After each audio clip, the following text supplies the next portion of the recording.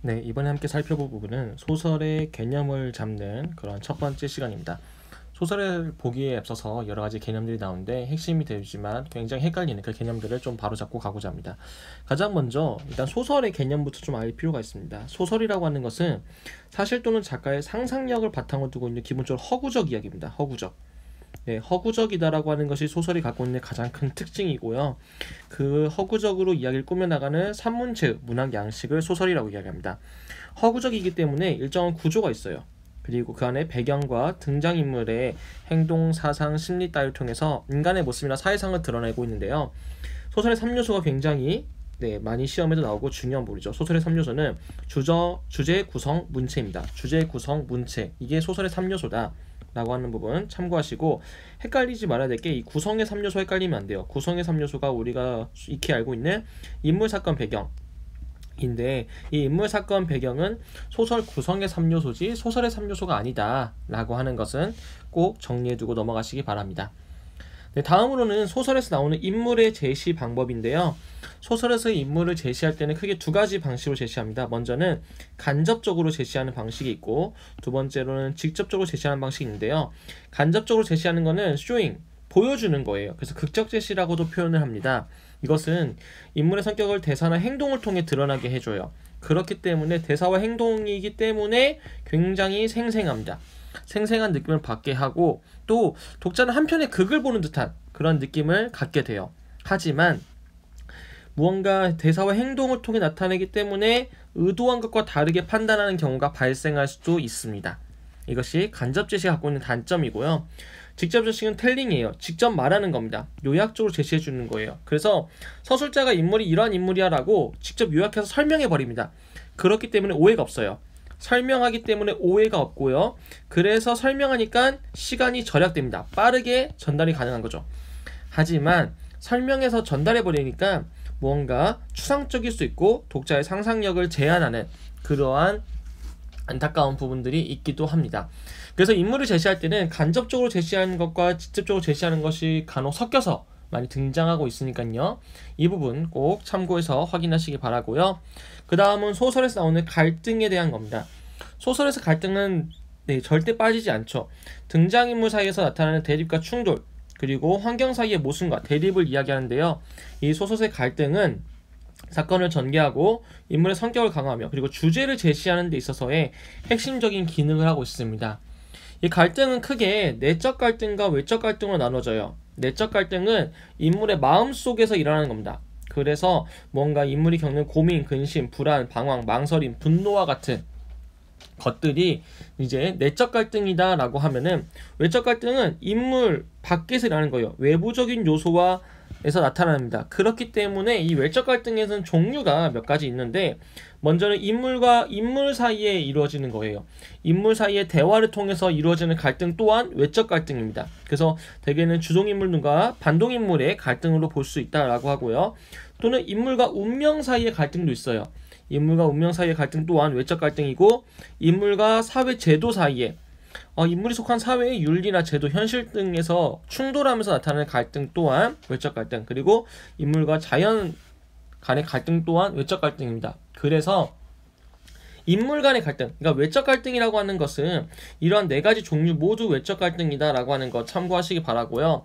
그래서 인물 간의 갈등이 고조되고 있다 라고 하면 이거 외적 갈등이 고조되는구나 라고 하는 부분들을 같이 참고해서 정리해 두시면 좋겠습니다. 네, 다음은 소설의 구성인데요. 소설의 구성 단계는 우리가 초등학교 때부터 익히 알아서 사실은 잘 알 수 있을 것 같아요. 발달, 전개, 위기, 절정, 결말이라고 하는 이러한 구성 단계를 가지고 있죠. 그랬을 때 발단에서는 도입부로 시간, 공간의 배경도 나타나고 인물의 성격도 나타나고 전체적인 분위기나 사건의 실마리가 굉장히 많이 드러나고 있습니다. 그래서 무언가 인물의 그 대화를 통해 시작하면서 뭔가 독자의 호기심을 이끌어내고 인물 간의 관계를 드러내기도 하고요. 시간과 공간의 배경을 통해 가지고 인물의 심리 상태나 사건 이런 것들을 알려주기도 하죠. 또는 뭔가 어두컴컴한 밤이었다라고 시작한다라고 하면은 이 주제가 어떠하겠구나라고 하는 그런 분위기도 좀 알 수 있는 그러한 영역들이 바로 이 발단에서 많이 나타나기 때문에 이 소설 도입부에서 어떻게 인물의 성격이 제시되고 시간과 공간의 배경이 어떻게 안내되고 있는지를 좀 면밀하게 살펴볼 필요가 있습니다. 네, 전개는 대개는 복선을 통해 다가올 사건을 암시하기도 하고요. 위기는 그 갈등이 고조되고 심화되면서 약간의 반전이 드러나는, 위기감이 절정에 점점 다다들게 하는 계기를 만들어주고 절정이 최고조에 달하는 거죠. 그리고 결말을 예고하면서 결말에는 사건과 갈등이 해결되고 마무리되고 뭔가 주제를 드러나는 그러한 형태이기도 합니다. 이러한 구성의 유형을 좀 보면요. 구성의 유형은 그 몇 가지 기준에 따라 나눌 수 있는데, 먼저 중심 사건 수에 따라서 단일 구성과 복합 구성 나눠집니다. 사건이 한 개면 단일 구성이고 두 개 이상이면 복합 구성이에요. 주로 단편은 길이가 짧기 때문에 그 통일된 인상이나 압축된 긴장감을 나타내기 위해서 단일 구성을 쓰고요. 장편 소설 같은 경우는 두 개 이상의 중심 사건이 동시에 이루어지기도 합니다. 또한 사건의 진행 방식에 따라서 순행적 구성과 역순행적 구성이라고 하는데요. 순행적 구성은 평면적 구성이라고도 표현하고요. 역순행적 구성은 입체적 구성이라고 이야기합니다. 평면적 구성은 한 면이에요. 그렇기 때문에 시간의 흐름대로 그냥 사건이 쭉 진행됩니다. 일대기적으로 그냥 앞뒤, 과거, 현재, 미래 이렇게 착착착 진행되는 거죠. 입체적 구성은 시간의 흐름이 바뀝니다.